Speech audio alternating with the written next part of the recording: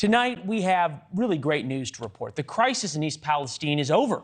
The drinking water is safe. The EPA hasn't found any homes contaminated with cancer-causing vinyl chloride. The huge burn and controlled release of 10 tanker cars worth of really, really nasty stuff was an overwhelming success.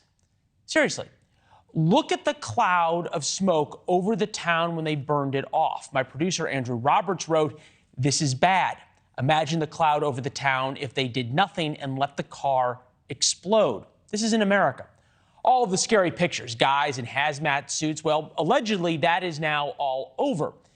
The town might look like Chernobyl, but don't worry, everything is fine.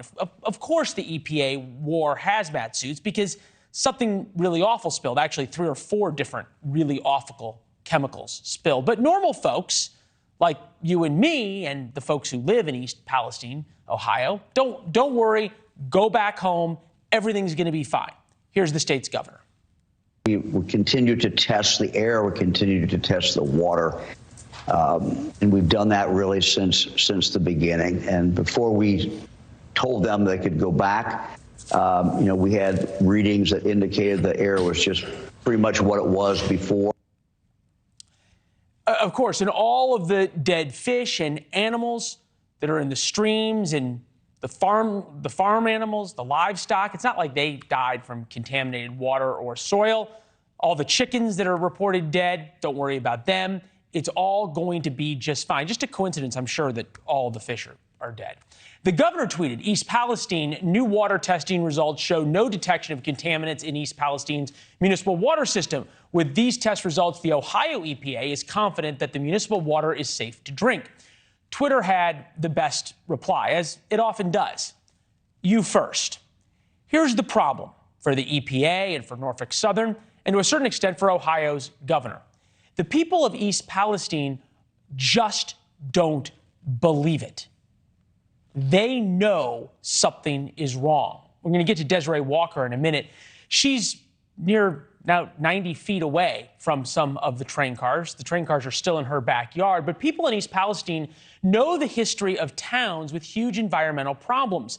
Despite all the things that are said by the EPA, all the things that are said by the governor, all the promises that are made by big companies, things just never work out well for the residents in these situations. Gilman, Colorado, Flint, Michigan come to mind. Times Beach, Missouri. I'm from Missouri. I remember this story. 40 years ago, the town contracted to spray a toxic chemical on the roads. They thought it would help with the dust. When the town was inundated by a terrible flood in December of 1982, that toxic mix spread beyond the roads and covered the entire town. Donora, Pennsylvania, Pitcher, Oklahoma, Hinckley, California. The list goes on and on and on. Not to mention the EPA Superfund sites that we all paid for. And all the stories of chemical spills where years or decades later, 1 in 4 people get cancer. Back in the 1990s and the early 2000s, the term cancer cluster became known. It's real. And you can understand the anger in East Palestine. The deja vu is already happening. A live town hall where residents could address state officials and cameras would watch, that turned into an open house. Residents could go booth to booth. We'll show you it in a minute, but it changes the whole dynamic. There's no moments of scared residents confronting Norfolk Southern and others, states, EPA, state health officials, the governor. That won't happen. I said won't confront Norfolk Southern. As a matter of fact, Norfolk Southern won't even be there. Forget the town hall. They didn't even come to the open house. We've become increasingly concerned about the growing physical threat to our employees. With that in mind, Norfolk Southern will not be in attendance this evening. Tricia Macke has anchored the news in Cincinnati, Ohio for almost 2 decades, won a number of Emmys for her reporting, and joins us now. Tricia, thanks for being with us.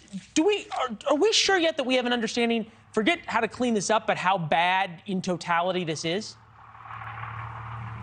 Well, you had a very long list of those catastrophes that you listed off one after the next. I can tell you the individual you're going to be speaking with in just a little bit. I was at her home last evening, and her backyard butts up to these broken up trains, these parts of trains that are all twisted and mangled. And the smell in that area made me nauseous after being there for 2 hours last night. I can tell you that without a doubt. They do claim it's been cleaned up. The air particles are clean. The water's clean. And I did get the opportunity also, Leland, to speak with Ohio's Governor Mike DeWine earlier today. And I point blank asked him, would you drink the water? And he said, yes, I would drink the water. Is he here, though, at this town hall with all of these hundreds of people in line? No. Thanks for watching. Go to newsnationnow.com to find NewsNation on your television provider. And don't forget to subscribe. Click the red button to get more of NewsNation's fact-driven, unbiased coverage.